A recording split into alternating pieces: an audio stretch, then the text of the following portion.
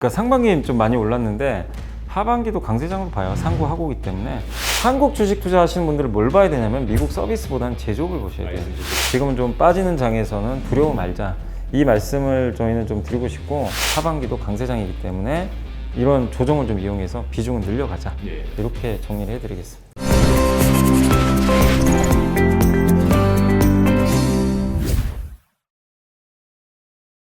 안녕하세요. 매경자이언트TV의 안국성 기자입니다. 올해 상반기 증시, 2차 전지, 그리고 인공지능 관련주가 없었다면 꽤 소외되셨을 것 같은 시장이었죠. 지나간 상반기는 상반기대로 흘려보내고 이제 올해 하반기 주식 전략을 한번 이베스트 투자증권에서 오신 염승환 이사님 모시고 말씀 나눠보겠습니다. 안녕하세요. 네, 안녕하세요. 예, 이사님 올해 제가 5월에 12일에 이제 국내 이제 종합 재테크 박람회죠, 머니쇼 현장에서 인사를 드렸었는데요.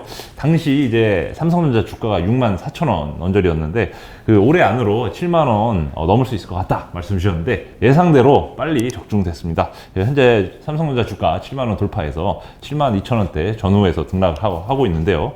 자, 요즘 시장 분위기를 비교해보면 이제 상반기가 끝났지 않습니까? 올해 상반기 시장을 복귀를 하셨을 때 이사님께서는 어떤 생각이 드셨나요?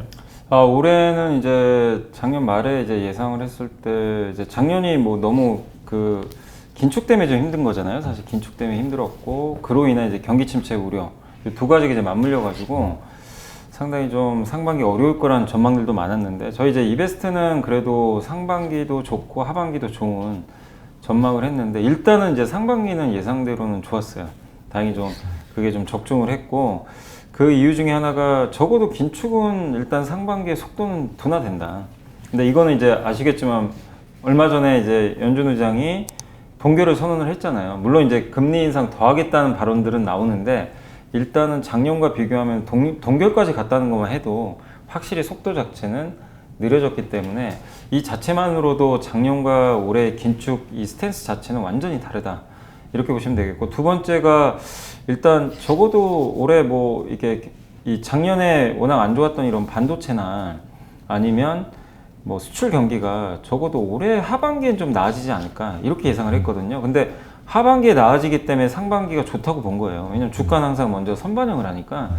근데 그것도 어쨌든 이제 지금 아직 하반기는 안 왔지만 지금 이번에 6월달 수출 데이터도 20일까지 나온 거 보면은 일단 플러스로 반전이 됐거든요, 실제. 그래서 최악의 국면도 좀 벗어나는 모습이고, 무엇보다 작년, 물론 중국이 요즘에 제 예상보다는 그렇게 아주 좋지는 않은데 그래도 작년보다는 좋거든요. 작년엔 정말 아예 그냥 셧다운을 했잖아요. 근데 적어도 중국이 올해 우리에게 마이너스는 주지 않을 것 같다, 이제 이런 좀 기대감도 있었던 거죠. 거기다가 유럽의 날씨도 작년 이제 가을 지나면서부터 의외로 좀 따뜻했거든요. 그러니까 유럽 리스크도 완화되고, 그러니까 그런 조건들 때문에 상반기 좀 괜찮겠다. 그러니까 엄청 좋아서 오르는 게 아니라요, 안 좋았던 것들이 더 이상 안 나빠지면서, 근데 주가는 싸잖아요. 근데 그런 조건 때문에 상반기는 상당히 좀 그래도 좀 회복되는 장이 나오지 않을까 했는데, 다행히 좀 회복이 되는 그런 모습이 좀 나왔고, 다만 좀 아쉬웠던 것 중에 하나는 그거죠. 어쨌든 지수 오른 건 좋은데 약간 이제 미스했던 거는 그 긴축이 좀 완전 끝날 줄 알았거든요, 상반기에. 근데 아니었어요.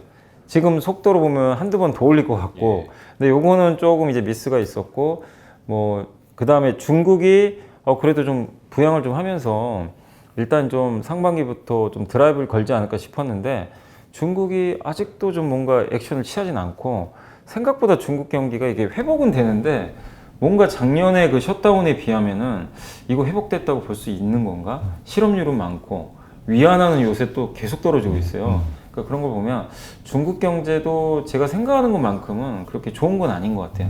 근데 어쨌든 지수 자체는 이런 이제 하반기에 대한 기대감으로 올랐지만, 미국의 긴축과 중국의 이 경기는 좀 제가 기대했던 거에는 좀 못 미쳤다, 이렇게 좀 평가를 한번 해보고 싶습니다. 그러면 사실 말씀하신 대로 이제 주식시장 상반기 꽤 괜찮게 올라왔고, 이제 연초 대비 코스피 지수는 15% 정도 올랐었고 나스닥도 30% 가까이 올랐는데요.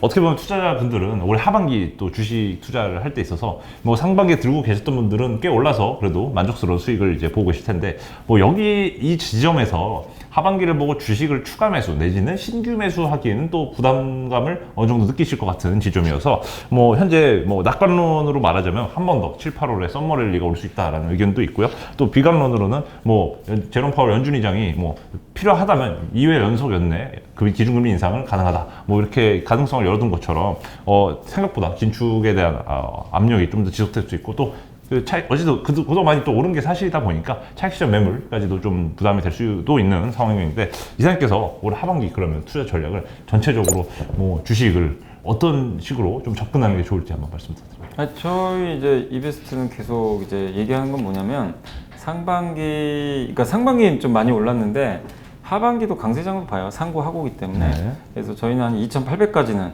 열어놓고 있고 그래서 지금도 빠지면 비중 확대 의견 그대로 좀 드리고 있는 지금 상황이고 일단 이제 그치만 이 상승 속도는 느릴 거예요. 왜냐면 상반기에 2,200에서 2,600 한 50까지 왔기 때문에 근데 그만큼 하반기에 더 올라가긴 좀 쉽진 않거든요. 그리고 PBR 한 배가 보통 우리나라 수출이 돌면 PBR 한 배까지 가요. PBR 한 배가 2,800 정도 되거든요. 연말에. 그래서 이제 저희는 근데 2,800이면 지금 2,500 한 중반 정도 되니까 많지는 않아요. 한 10% 정도 되겠죠. 그러니까 이 정도 상승은 지수로는 좀 가능하다. 그 얘기는 뭐냐면 이제 6개월 정도 남았는데 등락을 계속 거듭할 거예요. 올랐다 내렸다. 그래서 투자하신 분들이 좀 생각하실 거는 쭉쭉쭉 올라갈 때는 좀 기다리시고 그러니까 지금 저희가 이제 찍고 있는 요 주간에 증시가 지금 계속 빠지고 있거든요. 흘러내리는. 이럴 때는 너무 짜증내지 마시고 빠지는 건 누가 좋아하겠습니까만은 오히려 주식 비중을 늘리는 기회로 활용하시면 좋겠다. 그래서 지금은 좀 빠지는 장에서는 두려워 말자. 이 말씀을 저희는 좀 드리고 싶고 상반기 이제 하반기도 좀 계속 좋게 보는 그 근거 중에 하나는 어쨌든 PBR 한 배까지는 저희는 간다예요. 아무리 못해도 근데 지금 PBR 한 배가 2,650이지만 연말 되면은 어쨌든 이 자본이 쌓이잖아요. 계속 이익이 나니까. 그래서 그때 되면 2,800까지는 자동으로 올라가거든요. 그래서 충분히 그 레벨까지는 저희는 좀 올라간다고 보고 또 두 번째가 지금 이제 연준의 긴축 이슈가 또 나왔지만 근데 되게 좀 그런 거 안 느껴지세요? 작년에는 이런 이슈 터지면 지수가 나스닥이 3% 4% 폭락을 하고 하루에 우리나라도 그냥 그대로 충격받았습니다. 근데 요새 보면 미국 긴축 이슈가 나와도 시장이 별 반응이 없어요. 오르는 건 아니에요. 근데 딱 보신 분들은 느끼실 거예요. 작년 같으면 이거 폭락을 지금 이슈인데 전혀 빠지질 않네. 뭐냐면 시장의 관심이 긴축에 그렇게 지금 중요한 관심사가 아니에요. 이제는. 그러니까 한두 번 더 하는 건 좀 짜증나요. 그래서 지수 상승이 막혔어요. 근데 이걸 빼는 재료가 아닌 이유가 시장의 관심은 어쨌든 뭐 한두 번 올리면 결국엔 금리 인상 끝나는 거 아니냐. 여기서 뭐 계속 5번, 6번 올릴 것도 아니니까. 그리고 내년에 점도표 보면 내년에 1% 정도 금리 인하거든요. 내후년에 또 내려요. 그러니까 이제 사람들이 봤을 때 어차피 한두 번 내려도 내년, 내후년에 인하 사이클로 가니 이 자체로 봤을 때는 이제 금리 인상은 그냥 거의 끝났다. 그러니까 중요한 변수로 지금 시장이 안 보고요. 오히려 중요하게 보는 건 뭐냐면 그 미국 경기로 봐요. 미국 경기나 중국 경기. 여기에 거의 포커스를 맞추고 있어요. 근데 지금 미국과 중국 경기가 그러니까 미국 경기가 참 헷갈리는 게 제조업 경기는 침체거든요. 제조업 완전 침체예요. 근데 서비스업 경기 보면 호황입니다, 지금. 그러니까 이게 헷갈리는 거예요. 근데 미국이 버티는 이유는 미국은 제조업보다는 서비스 국가잖아요. 그러니까 이제 이 지표가 왜곡이에요. 근데 우리나라, 그러니까 한국 주식 투자하시는 분들은 뭘 봐야 되냐면 미국 서비스보다는 제조업을 보셔야 돼요. ISM 제조업 지수 같은. 그래서 저는 하반기가 괜찮다고 보는 게 이게 만약에 지금 ISM 제조업 지수가 60 넘고 막 호황이라고 생각해볼게요. 그럼 오히려 조심해야 돼요. 결국 언젠가 빠지거든요. 근데 2년 전에 기억하시죠? 그때 막 60 넘고 막 너무 좋았죠, 그때는. 근데 결국엔 지금 한 2년 정도 지났는데 46까지. 거의 역대 거의 바닥까지 온 거예요. 그러니까 이제 미국의 제조업 경기는 제가 봤을 때는 이제 하반기 되면 돌아설 것 같아요. 그동안 충분히 이제 조정도 좀 받았고, 그 다음에 미국 사람들이 그동안 상품 소비를 코로나 때 많이 했잖아요. 근데 이제 리오프닝 하면서 그거 줄이면서 이렇게 된 건데, 이제 그 과정도 어느 정도 끝나가니까, 제 생각엔 미국 제조업도 좀 터닝할 것 같고, 또 미국의 제조업 중에 지금 제일 중요한 것 중에 하나가 바이든 대통령이 미국에 공장 좀 지어라. 보너스 주겠다. 막 이러잖아요. 보조금 주겠다. 그러니까 실제로 지금 보면 미국에 자본재 이쪽 그 주문이 많이 늘어나고 있더라고요. 이번 데이터도 보니까 자본재 내구재. 그러니까 내구재 중에 자본재 같은 경우는 그런 반도체라든가 뭐 건설기계라든가 이런 기업들한테 납품하는 것들 있잖아요. 그런 것들에 대한 주문이 많이 늘고 있다는 건 미국이 실제로 지금 제조업 투자를 지금 많이 하고 있다는 얘기죠. 근데 제조업 투자 많이 하면 우리나라한테 좋죠. 우리나라 그쪽에 또 수출을 해주니까 그래서 제 생각엔 어쨌든 지금 미국의 제조업 사이클은 돌아서니까 그 측면에서 한국 증시에 좋지 않을까. 다만 서비스는 좀 꺾일 것 같아요. 이쪽 서비스업이나 이쪽은 한 4분기 정도 되면 좀 꺾일 수 있다. 근데 그때쯤이 되면 이제 파웰 의장도 좀 고민을 하겠죠. 왜냐면 미국은 중요한 게 어쨌든 그쪽 서비스업이니까 이게 둔화되면 금리 인하 얘기가 또 나올 수도 있어요. 연말에는 하반 한 4분기 되면 그럼 그때쯤에는 증시가 그것 때문에 빠질 수는 있어요. 또 이제 시장 그러죠. 항상 그렇잖아요. 금리 인하 또 한다 그러면 이제 경기 안 좋아지나 그러면서 막 또 빠지는데 근데 말씀드린 대로 금리 인하 자체가 그 당시에 나쁠 수도 있지만 또 경기를 부양시킨다는 관점에서는 또 긍정적이거든요. 나중에는 금리 인하했을 때 주식시장이 이렇게 나빴던 격은 없어요. 장기적으로 봤을 때. 그렇기 때문에 금리 인하가 시작이 되면 또 내년장이 괜찮을 수는 있다고 봅니다. 그래서 고비는 한 4분기로 봐요. 4분기 정도에 한번 흔들릴 수는 있다 하더라도 어쨌든 저희는 계단식으로 아까 말씀드린 이런 제조업이나 이런 사이클들 또 우리나라 수출 경기가 돌아서고 또 무엇보다 이제 반도체가 좋아지는 거는 네. 명확한데 또 미국에서 지금 요새 AI 얘기가 계속 나오는데 한국이 수혜를 받을 수밖에 없는 건 AI 하려면 반도체 있어야 되니까 우리나라가 뭐 대표 국가니까 그런 면에서 반도체가 좋아지는데 코스피가 대세하락으로 간다. 그런 경우는 제가 본 적이 없거든요. 그래서 저희는 뭐 상반기보다는 조금 이제 덜 오르겠지만 어쨌든 하반기도 강세장이기 때문에 좀 이런 조정을 좀 이용해서 비중을 늘려가자. 이렇게 정리를 해드리겠습니다. 뭐 전체적으로 하반기 전략도 코스피 기준으로 조정시 매수, 연말 PBR 100 기준 2,800 정도를 이제 목표 지수 정도로 잡고 지금 투자에 임하시면 된다 정도로 요약해 보겠습니다. 그럼 이것도 여쭤보고 싶은데 사실 말씀하신 대로 AI 또 이제 그 AI 수혜를 입을 한국의 반도체 산업에 대한 관심도 많이 높아지는데 문제는 이제 주가도 이제 상당히 올해 상반기 연초 대비 뭐 삼성전자라든지 아니면 실제로 엔비디아에 직접 HBM 반도체를 칩을 납품하고 있는 SK 하이닉스도 오히려 삼성전자보다 더 많이 오른 상태인데요. 뭐 사실 엔비디아를 뭐 지금 가격대에서 뭐 신규 매수하기에는 다들 많이 부담스러운 걸 느끼고 계실 것 같아서 뭐 거꾸로 아예 사실 메모리 업황 특히 오늘 발표가 있었죠. 마이크론 CEO가 이제 업황 바닥 가이던스를 또 이제 냈다는 소식이 전해지면서 이 메모리 쪽도 좀 턴어라운드가 좀 더 가시화된 거 아니냐 이런 얘기도 많이 나왔는데 여전히 사실 기성 DDR4의 메모리 칩에 대한 또 재고 부담은 여전히 높은 상황이에요. 그러다 보니까 HBM이 물론 이제 인공지능 시대에 정말 좋은 아이템인 건 맞고 마진도 높은데 아직 매출에서 차지하는 비중이 그리 높진 않고 당분간 DDR4에 대한 재고 부담도 높은 상황인데 뭐 당연히 어느 주식이든지 상승 긍정론과 이제 낙관론과 비관론이 이제 있을 텐데 삼성전자, SK 하이닉스 그리고 마이크론 같이 좀 대형 메모리 좀 대형주에 대한 좀 그 밸류에이션이라든지 투자에 대한 좀 접근법을 어떻게 보고 계신지 궁금합니다. 사실 지금 현재 구도로 보면요, 그 엔비디아가 독주하는 게 맞아요. 왜냐면 엔비디아가 독주하고 그 엔비디아 이제 거기에 들어가는 게 HBM이라 이제 고대역폭 메모리인데 이게 물론 들어가지만 그 원가를 보면 대부분의 원가는 다 GPU에 집중이 돼요. 그러니까 크게 낙수 효과가 떨어지긴 좀 어렵지만 그래도 왜 HBM에 이렇게 시장이 열광을 하고 또 하이닉스 주가가 이렇게 많이 올라갔냐면 기존의 D램 사이클에서 볼 수 없는 약간 이제 돌연변이가 나온 거예요. 그러니까 왜 이 말씀 드리냐면 D램은 사이클 타잖아요. 그리고 우리가 아는 PC, 모바일, 서버가 다 이제 옛날에 한 번씩은 빅 사이클이 있었죠. PC 처음 나왔을 때 그리고 그 아이폰 나왔을 때 스마트폰으로 이제 모바일 D램 한번 붐 일었고 그 다음에 2017년 기억하시겠지만 그때 유튜브 붐이 일면서 클라우드 투자 그래서 서버가 이제 한번 슈퍼 사이클 만들었죠. 근데 지금은 이쪽은 다 범용 제품이에요. 그렇기 때문에 이제 이 투자 사이클에 따라서 계속 사이클이 왔다 갔다 합니다.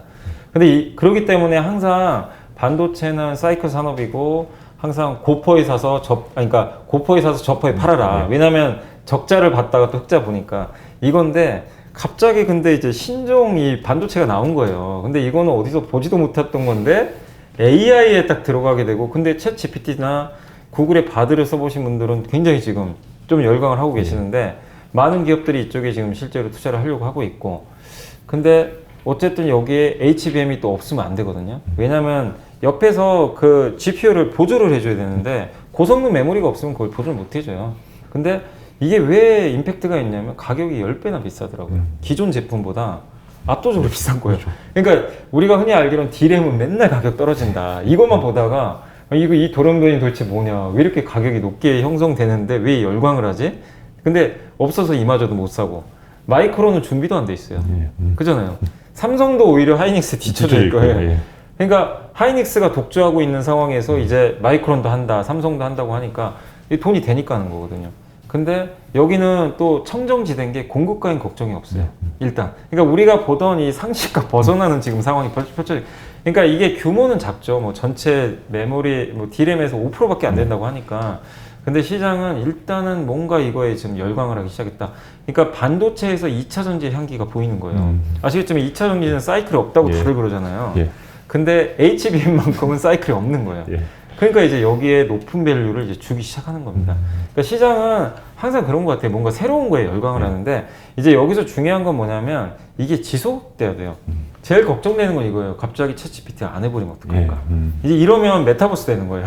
옛날 기억하시겠죠? 갑자기 예, 그렇죠. 예. 예. 근데 이게 저는 그렇게까지는 안 되고 어쨌든 된다고 생각하거든요. 메타버스는 확실히 결이 좀 다르니까. 그래서 이 챗 GPT나 바들 또 8월 달에 네이버에 하이퍼 글로바 나오고 예. 하니까 전 세계 많은 기업들이 이쪽에 투자하니까 결국에 저는 이거는 이제 과거 메타버스랑 좀 다르게 지속되지 않을까. 그래서 좀 확실한 실체가 있기 때문에 높은 밸류를 이제 좀 받아도 된다라고 좀 보고 있고 또 한 가지 제가 기대하는 거는 이건 엔비디아한테는 악재인데요. 우리 한국한테 호재입니다. 뭐냐면 마이크로소프트나 구글이나 이제 많은 기업들이 어쩔 수 없이 엔비디아 거 써야 돼요. 방법이 없잖아요. 그렇죠.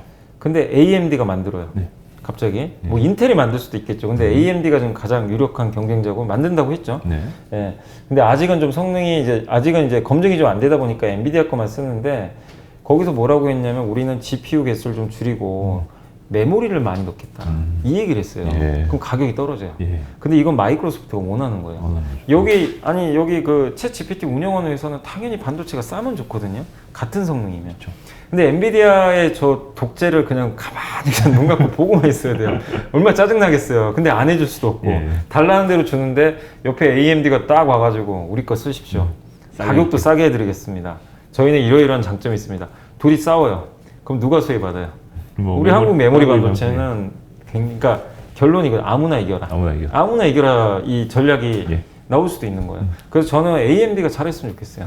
AMD가 잘하면 우리 한국의 메모리한테 더 많은 기회가 오거든요. 그러면 이 엔비디아보다 한국의 메모리 업체들의 이제 몸값이 좀, 그러니까 물론 엔비디아는 이미 올랐는데 이 상황이 펼쳐지게 되면 메모리 우리나라 업체들하고 AMD 몸값이 올라가겠죠. 그런 현상이 좀 나올 수도 있거든요. 그래서 저는 개인적으로 그런 일이 펼쳐지면 한 번 더 밸류가 업될 수도 있다. 그래서 한번 AMD도 잘 보시면 좋을 것 같아요. 이 AMD 우리나라 지금 메모리 투자하신 분들은. 네, 그리고 이건 엔비디아 투자하신 분들도 이걸 기분 나쁘게 들으시면 안 되는 게 어느 기업이든요 경쟁을 다 받아요. 근데 엔비디아 그걸 이겨내면 이건 진짜 넘사벽 회사가 되는 거고 못 이겨내면 주가 부러질 수도 있어요. 그래서 엔비디아 주주분들도 AMD CEO의 발언이라든가 어떤 로드맵을 갖고 있는지 잘 체크하셔야 돼요. 왜 그러냐면 주가가 어마어마하게 올랐거든요. 여기서 뭔가 경쟁이 심화되면 주가는 순식간에 또 빠지는 경우도 우리 많이 봤잖아요. 그래서 긴장하시면서 너무 이 파티에 도취되지 마시고 엔비디아 주주분들도 이 경쟁자의 진입이 나오는지 그걸 꼭 하반기에 잘 체크를 하셔야 되겠습니다. 뭐 기왕 엔비디아 말씀하신 게 좀 이 뉴스성 이슈긴 한데요. 또 중국 정부에 대한 또 엔비디아의 칩 판매를 또 미국 정부가 좀 막을 수 있는 그런 보도가 나오면서 사실 촬영일 기준으로 이제 6월 28일자 현지 시장에서 엔비디아 주가가 사실 어떻게 보면 부러지는 줄 알았는데 생각보다 견조하게 마이너스 1%대로 잘 막아가지고 이 오늘 뉴스에 대해서 오늘 사실 여의도의 분위기랄까 좀 증권가에서는 좀 어떻게 보고 계시나요? 엔비디아의 뭐 이런 뉴스에 대해서. 그러니까 일단 이제 약간의 우려는 좀 있죠. 왜냐면 엔비디아가 이게 수출이 안 되면 또 중국의 AI 투자가 좀 줄 거고, 그럼 이게 우리나라 메모리한테도 좋은 건 사실 아니거든요. 그래서 연쇄작용이 있어서 좀 안 좋지 않을까 이렇게 우려했는데 생각보다 반도체는 영향이 사실 거의 없었고요. 우리나라 반도체가 오히려 올라버렸죠, 주가가. 그리고 작년 9월에 이 이슈가 처음 한번 있었잖아요. 그때 엔비디아는 되게 안 좋았죠, 당시에. 근데 한번 그때 합승 효과도 있었고, 그리고 그때는 사실은 이런 챗 GPT라는 무기가 없었어요. 그러니까 그 상태에서 엔비디아가 또 중국 비중이 낮은 것도 아니잖아요. 그러니까 이제 주요 또 시장 하나 잃어버리면 어떡하나 그런 우려감이 있었는데, 지금 엔비디아가 일단 버티는 이유는 중국 규제가 좀 있다 하더라도 어쨌든 지금 시장이 바라보는 거는 챗 GPT거든요. 생성형 AI에 들어가는 GPU이기 때문에 그게 뭐 지금 중국에 들어가는 건 아니잖아요, 사실. 그래서 그런 이제 고사양 칩들에 대해서 그리고 고사양에 대해서는 작년부터 계속 규제 이슈가 좀 있었기 때문에 결국 시장이 바라보는 거는 챗 GPT용이기 때문에 일단 영향은 좀 제한적이다. 다만 위를 막을 수는 있겠죠. 지금 올라온 상태에서 어쨌든 부정적 이슈가 터졌으니까 울고 싶은데 뺨 맞을 수는 있어요. 그런 정도지 지금의 어떤 펀더멘털을 완전히 또 망가뜨리는 그 정도 급의 좀 악재는 아니라고 보는데 다만 이제 미국 정부의 스탠스가 아직 명확하진 않은 것 같더라고요. 그런 이제 얘기는 나왔는데 확실히 좀 결정한 건 아닌 것 같아서 다만 분명한 건 지금 미국이 중국과 뭔가 대화는 하는데 또 뒤에서는 계속 규제해요. 예. 예, 그러니까 제가 봤을 때는 칼자루를 지금 미국이 완전히 쥐고 있어요. 중국은 계속 지금 예. 어떻게 보면 고통스러운 거죠. 근데 그만큼 기술 경쟁력에서 미국이 앞서가는데 중국의 약한 고리를 정확히 알고 있어요. 예, 그래서 저는 쉽사리 이 규제를 풀 것 같지는 않아요, 사실. 예. 그래서 이거는 어쩔 수 없어요. 엔비디아가 극복해야 될 이슈인데, 근데 좀 참고로 이게 좀 재밌는 사실은 기사를 보다 보니까 엔비디아 칩 이제 규제한다고 하니까 예.